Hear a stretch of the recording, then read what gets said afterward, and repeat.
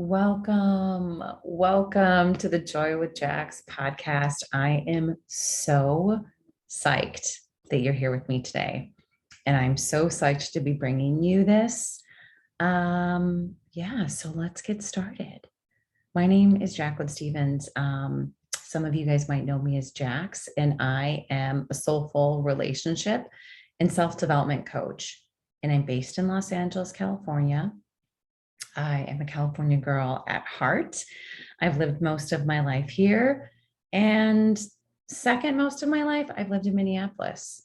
So I have really deep roots to the Midwest, but so much love for the sunny West Coast of California. And for those of you that are newer to my work, I want to share with you a little bit about what my work is. And then I want to dive into setting the intention for this podcast, why I'm doing this, who this is for, inviting you to this space and really sharing with you what I want to create as I create this podcast myself and in tandem with you. I want to share with you why I do the work that I do, how I kind of came to it. And then I'm going to leave you with some insights as well. So I hope that sounds amazing. I hope that you like what you're hearing so far. And I'm so excited again that you're here, that I'm finally doing this. I've been chatting about this podcast for about 3 years, and now is the right time.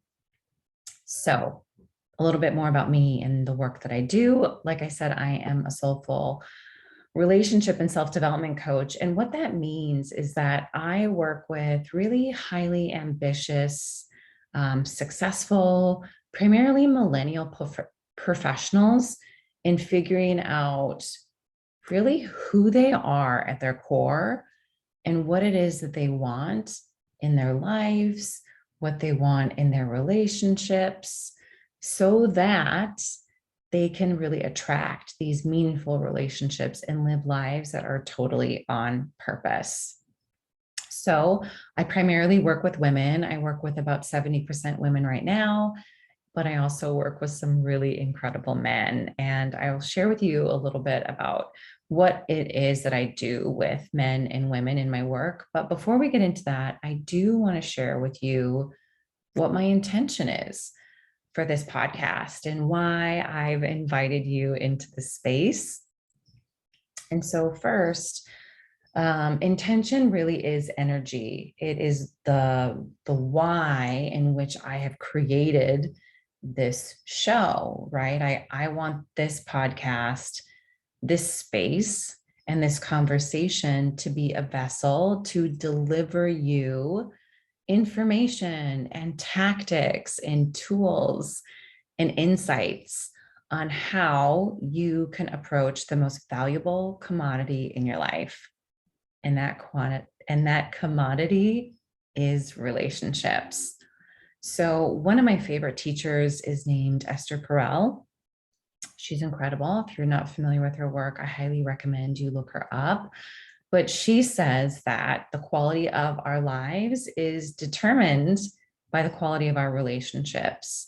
And over the last several years, I've read so many books, and this is something that continues to be made known, is that that our happiness, our success, and our joy is really linked to the depth and the quality of the relationships that we have in our life. And so that's why I'm creating this podcast, is I want this to be your go-to space for community and information, and to understand and have really honest conversations about what relationships look like now, how they differ from how they used to look, and how we really want our relationships to look moving forward as we live in this highly nuanced, global, complicated world that we are living in, how we can at our core be really set up for success in our relationships. So I want this to be a space that I can show you and teach you how to have better relationships through my own experience,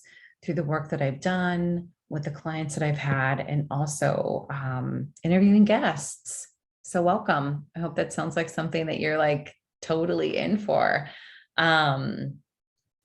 So why is it that I do this work? Why me? Why Jacqueline Stevens? Why relationships?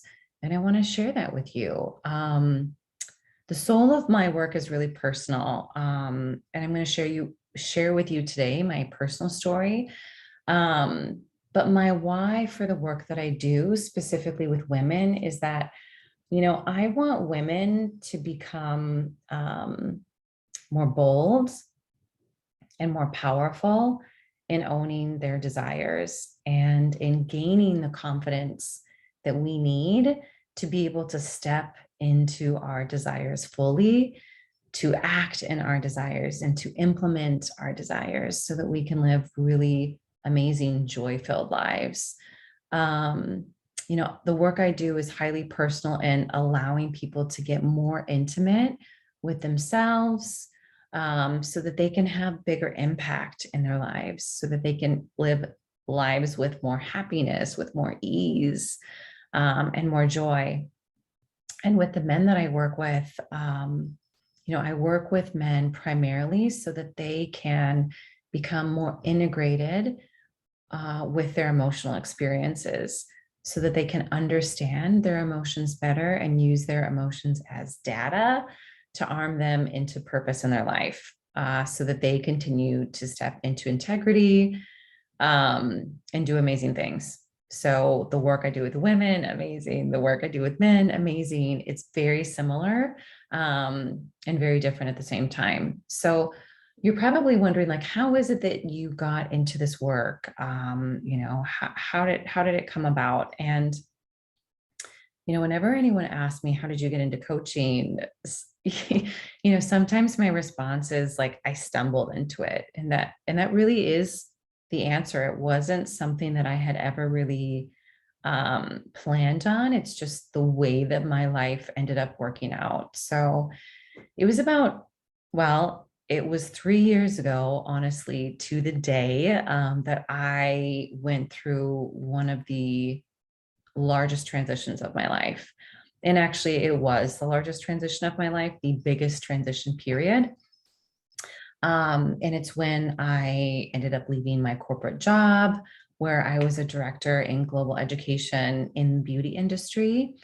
And I left my job because I was, chronically burnt out. I was at this place of exhaustion and fatigue, like I had never experienced before. And then layered with that, I was also at the point of ending a long-term relationship. So I had been in a long-term relationship for nearly 7 years at the time. And the relationship was just stuck in neutral, right? And I really wanted it to move forward. And it just wasn't, no matter how much I pushed, no matter how much I nudged. My partner wasn't getting to the place that I was myself. And so I left this relationship and my job at the same time. And most of you probably haven't been through that.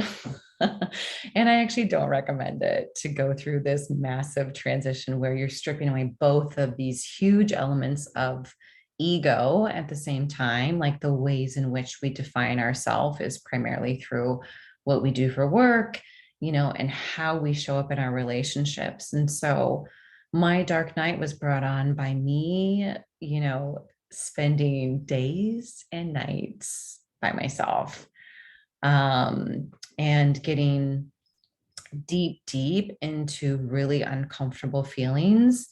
This is when I started doing what I call shadow work, which is really working with emotions that are not comfortable.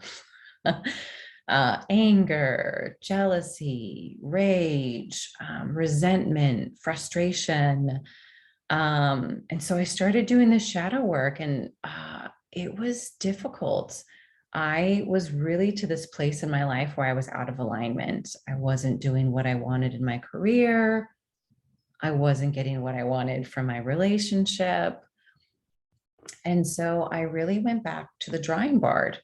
As I was doing this healing work, I had to also figure out, like, what do I want in my life moving forward? And so I had two big problems to solve.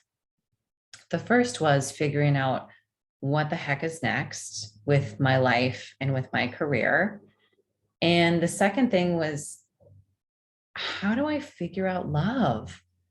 Like, what is the method for finding a supportive, aligned, passionate partnership? And these were the things that I needed to figure out. And so I jumped right in. I looked at a couple of different options for occupation. I knew that what I wanted to do was focused on serving, supporting, and educating people. And so I started looking at therapy, becoming a therapist, and I looked at coaching. And of course, I ended up choosing coaching for many reasons, but primarily because coaching was all about taking someone that is overall doing well, is a high functioner, and who wants to do more, who's ready to do more, who is ready for transformation. And so that's what I chose. And so I started going to coaching certifications. I started to build my business. I started strengthening all of my skills in terms of business development. I started taking on clients. I started creating course and curriculum because I had this education background and my corporate background. And so I started working with corporate clients. All of this over the last 3 years.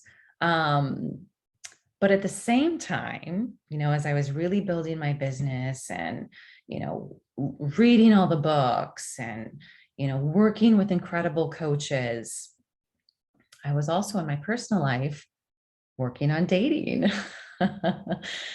And so I had this dual focus in my life where I was doing the transformational work of coaching and developing, but I was also started to approach relationships in a whole new way, And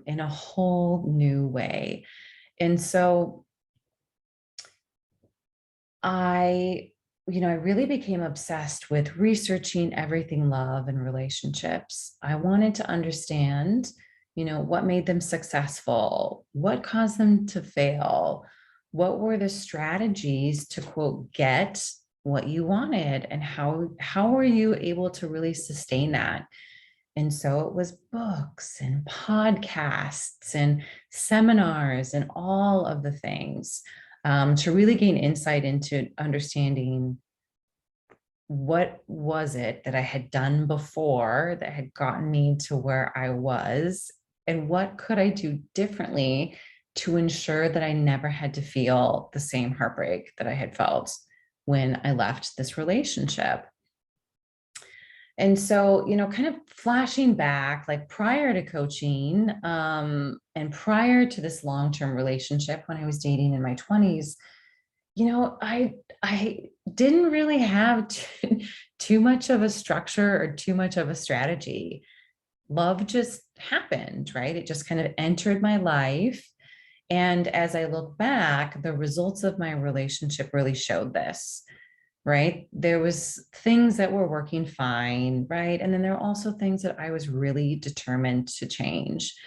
And so through my, deep work, my deep personal work and the relational work that I've done, one of the things is that we have to really look back on our past lives in terms of our parents and how we were raised and what the functions of the family looks like that we grew up in. And so I am someone who came from really wonderful parents. I had really well-meaning conservative Christian parents, and I was the middle child. I have an older sister and a younger sister, and my dad was a pastor. And so, growing up, my parents shared a lot of tools with us that were, spiritual tools or things of that nature, but they really didn't share with me how to create a successful relationship. A lot of the advice that we got was, reading the Bible, putting a prayer request in. And although those might be good tactics and tools for some people, there is a lot more that's involved with creating a successful relationship. And so I didn't feel successful from the start, right? And there was also this idea of purity within the Christian church, and that you need to be of this certain way in order to be valuable within marriage. And there is this idea, this narrative that I was really told about, you need to be chosen or you need to be saved. And so, when I think about the Bible, or even when I think about Disney movies, right, these ideas of someone coming in to save you from the situation that you're in, these are really dangerous, especially in modern love. The idea that we, especially as women, are going to be saved by someone outside of us isn't true. And so with this foundation of not being whole or not being worthy or not being full, I entered the love from this place of lack and from this place of unworthiness, versus stepping into relationships from this place of feeling really empowered. So that's the kind of background, how I grew up. High school, I didn't really have a ton of relationships in high school, primarily because my family moved so often. We actually moved from California to North Dakota right before my junior year of college, or my junior year of high school. And it was a really challenging time for me. I didn't feel like I fit in. I didn't feel attractive. I didn't feel comfortable in my own body. I'm sure that these are things that feel really familiar to most of you guys. High school isn't necessarily the time that we feel our best. Some people really do feel their best, but that wasn't me. And so when I went to college, this is the place that I had so many relationship learnings, because it was a time that I started to have independence. It was the time that I had more freedom. But it was also a time that was really difficult for me because my dad passed away when I was in college. And so this really rocked my foundation and really rocked my world. And it was unexpected. And from that time, it really shook how I identified with the masculine. It changed how I identified and viewed God. And as a result, I really sought relationship where it was readily available. There was situationships, there was mismatched intentions, there was, after bar makeouts, there was the drunk dial. So there was all of this dysfunctional relationship stuff that was happening when I went to college, because I didn't feel set up for success growing up. So, after college, I started to get a little bit more steady in relationships. And so this is really when I started to have more long-term relationships. And so I did share with you guys a little bit about the long-term relationship I had that was almost 7 years. And that was such an incredible time of being able to celebrate myself, celebrate a relationship, be able to create meaningful connection with someone, even though long-term it wasn't necessarily exactly what I wanted. I needed that time to be able to figure that out. So through that relationship, I learned a lot. And then I had to go back to the drawing board and really figure out, okay, what is it that I want, right? Like, what did I not get in this past relationship that I really want in the future? And so I started to develop this recipe. And I guess if I had to write it down on paper for you, it is transformation equals self-development plus hinge.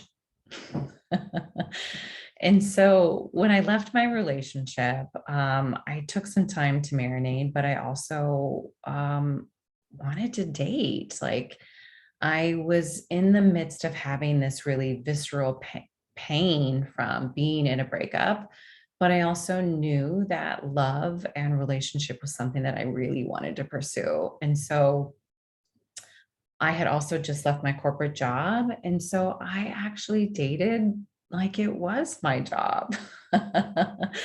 I always say, ladies, listen, I did this in loving service of myself. All of this dating is I needed to be able to figure out what I was attracted to, what people were attracted to in me. And I did this like it was my job. And now the beauty is that I get to share so much of what I have learned in my experience and the method that I have created with you. So, I knew that I was looking for epic alignment, and I knew that what I saw modeled and it wasn't necessarily what I wanted to create. And it's really been through my dating experiences in a variety of markets: San Francisco, Minneapolis, Los Angeles, that I was really researching. And, the dating experiences that I was having and that I have had ended up becoming data, data in me supporting my mission of understanding myself, understanding my potential partners, and really understanding like what the fuck I actually wanted and what I really needed in my relationships. And so it was really through this process that I started to understand my strategy. That if I could better understand the psychological, the biological, the energetic tools that created and made relationships successful, that made dating successful, and that created connection and love, that I could navigate any relationship with greater ease. And so as I was proactively learning and applying these concepts that I was learning through books and podcasts and seminars into my life and relationships, dating became fun and playful.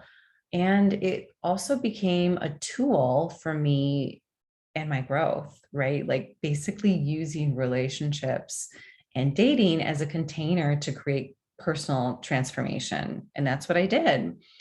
And so my dating, what I call my dating energetics, started to become really magical.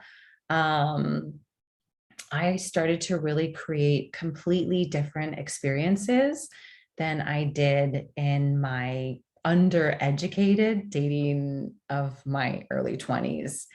And so in my 20s, what I really relied on was attraction and chemistry and a couple of these like pre-qualifier questions that were combined with me people pleasing in relationships.